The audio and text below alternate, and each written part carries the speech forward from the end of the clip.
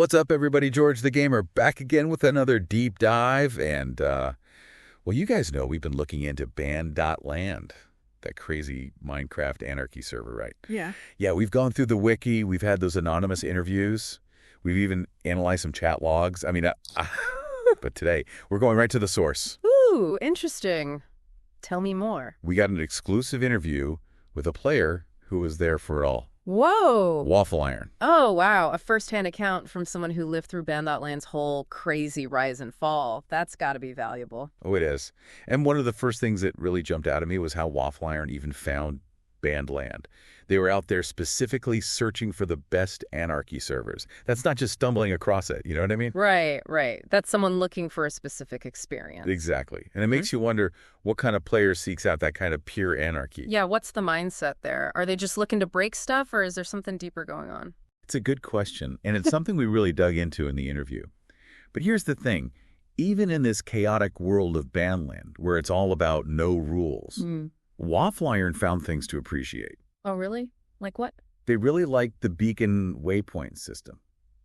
That's interesting, because those beacons, they weren't just navigational tools, right? They became these, like, community hubs. Yeah. These shared spaces that sort of brought people together, even in a server that was supposed to be all about, well, you know, no structure. Yeah, it's like even in chaos, we crave those little points of reference. Exactly. It's human nature. I mean, Yeah. think about it in the real world, right?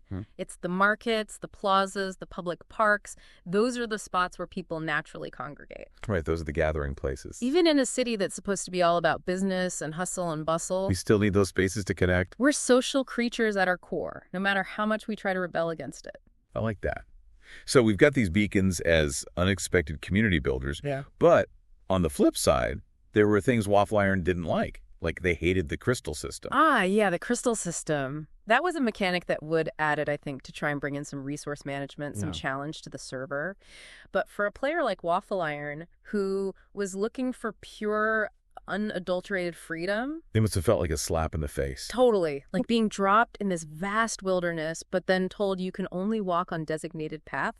Exactly. It goes against the whole spirit of anarchy. Right, it's that classic tension between freedom and structure. You need some structure even in chaos. Others, it just descends into pure madness. And speaking of navigating this world, Waffle Iron mentioned spending a lot of time at Frogtopia's bases. Frogtopia's bases, oh yeah, those were like landmarks. Huge. Right? And I remember Ban.land was a relatively small server. Yeah. Everyone knew each other. It was tight-knit. So those landmarks, those player-created structures, they took on this huge significance. Yeah, they were like the main attractions. the town squares of this digital frontier. And in a world with no set rules or meeting places, those organically formed hubs probably became crucial for the community. Absolutely. It's like those spots where traditions formed, where reputations were made and broken.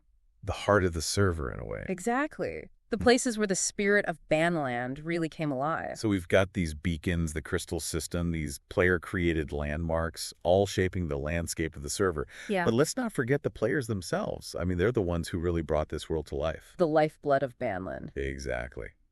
And there's one player in particular that Waffle Iron wanted to talk about, a guy named Alpha, or Alpha Cheater, as some called him. Oh, Alpha Cheater. A legend. Waffle Iron described him as the platonic ideal of an anarchy player. I love that. Like, the powerful, disruptive, and occasionally collaborative. Yeah, he was one of those players who really pushed the boundaries of what was possible. In both good ways and bad, I imagine. For sure. He was a force to be reckoned with. Yeah. He embodies that whole paradox of anarchy, right? In a system designed for absolute freedom, individuals like him inevitably rise to the top. Yeah. They exploit the lack of rules to gain power and influence. But doesn't that kind of go against the spirit of anarchy? That's the inherent tension, isn't it? Anarchy in its purest form is unsustainable. It inevitably leads to hierarchies, To the formation of power structures. even when you try to avoid them. So even in Ban.land, this haven for chaos, there were still these underlying dynamics at play. Absolutely. It's like a microcosm of society in a way. Right, and it's something we're going to explore further when we delve into Waffle Iron's experiences with Alpha Cheater. Oh, that should be good. The clash of these two personalities, these two different approaches to anarchy. It's a story you won't want to miss. But before we get to that, let's talk about the man behind the curtain, the server owner, Wid. Ah, Wid, the enigmatic creator of Ban.land. What did Waffle Iron have to say about him? Actually, they had good things to say. They appreciated his hands-off approach. Really? That's interesting. So Wyde was more of a gardener than a dictator. Yeah. He created the platform, set the initial conditions, and then let the community evolve organically. He planted the seeds and then let nature take its course. Which, given the whole anarchy theme of the server, makes sense. Totally. It's like a social experiment observing how a community develops in the absence of external control. And it seems like, at least for a time, it worked. Ban.land thrived under this laissez-faire approach. It did. But even the most carefully tended gardens can face challenges. Right. And one of the biggest challenges Ban.land faced was the issue of duping item duplication. Ah, duping. The bane of many an online game. Waffle Iron mentioned how this created a real class divide on the server. Yeah, because it essentially allowed players to cheat the system. Exactly. And in a community that prided itself on fairness and self-reliance, that kind of imbalance must have been a major blow. Oh, absolutely. It undermined the whole foundation of the server. And it's a perfect example of how even in a world designed for freedom and minimal rules, there's still a need for some sense of balance. Right. You need some safeguards in place to prevent exploitation. Otherwise, the whole system can collapse. And that's where we'll pick up in the next part of our deep dive.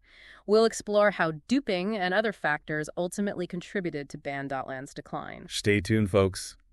This deep dive is just getting started. You know, it's funny, we were talking about duping last time and how it created this kind of class divide on the server. Yeah, totally.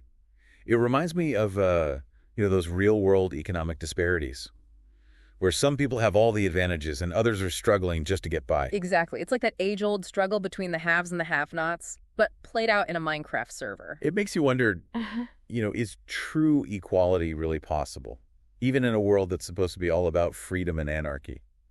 It's a tough question, and honestly, I don't think there's an easy answer. But I think Ban.land's experience shows us that even without formal rules and hierarchies, human nature tends to find a way to create them. It's like those power dynamics emerge organically no matter what. Right. Even in a digital space where everything is supposed to be fluid and decentralized.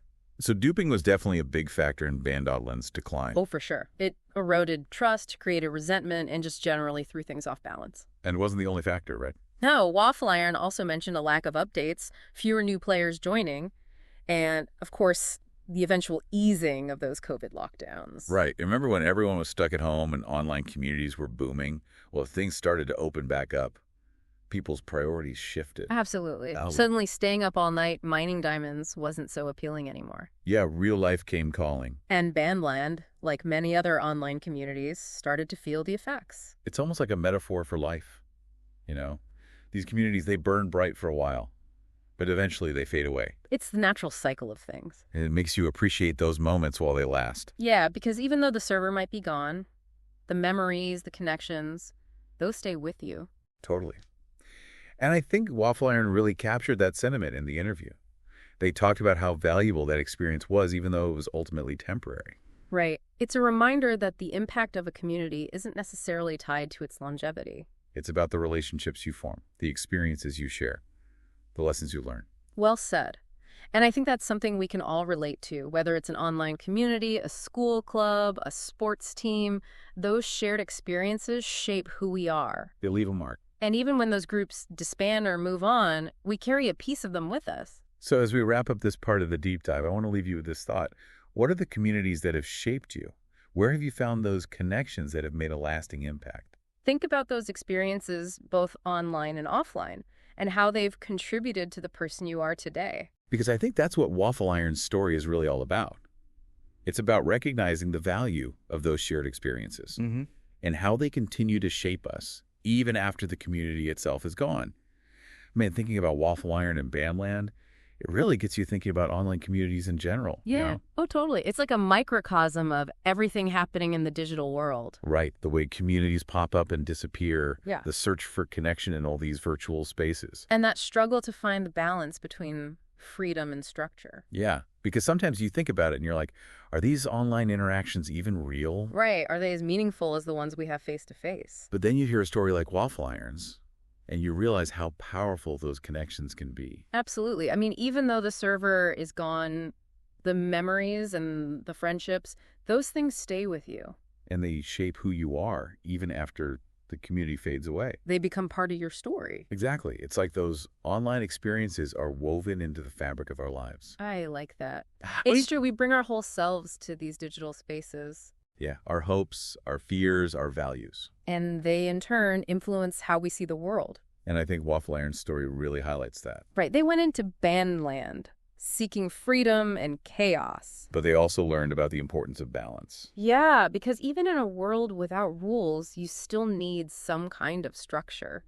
Otherwise, things can fall apart pretty quickly. Too much freedom can be just as dangerous as too much control. It's about finding that sweet spot, where individual expression can thrive without jeopardizing the well-being of the whole community. And that's a challenge that goes way beyond online communities. Absolutely. It's something we grapple with in every aspect of life. From politics to relationships to personal growth. It's about finding that equilibrium between our own needs and the needs of others. And as our world becomes increasingly digital, that balance becomes even more crucial. Right. We need to be mindful of how these online spaces are shaping us. And how we're shaping them in return. Because they're not just games or distractions, they're real communities with real impact.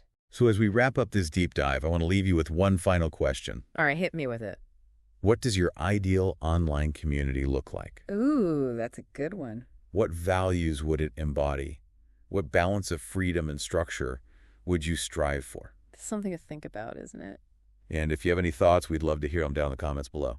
Yeah, let's keep the conversation going. As always, folks, thanks for tuning in to this deep dive. It's been a pleasure exploring these ideas with you. Make sure to like, subscribe, and hit that notification bell for more deep dives into all things gaming and internet culture. And until next time, keep exploring, keep connecting, and keep questioning the boundaries of the digital world.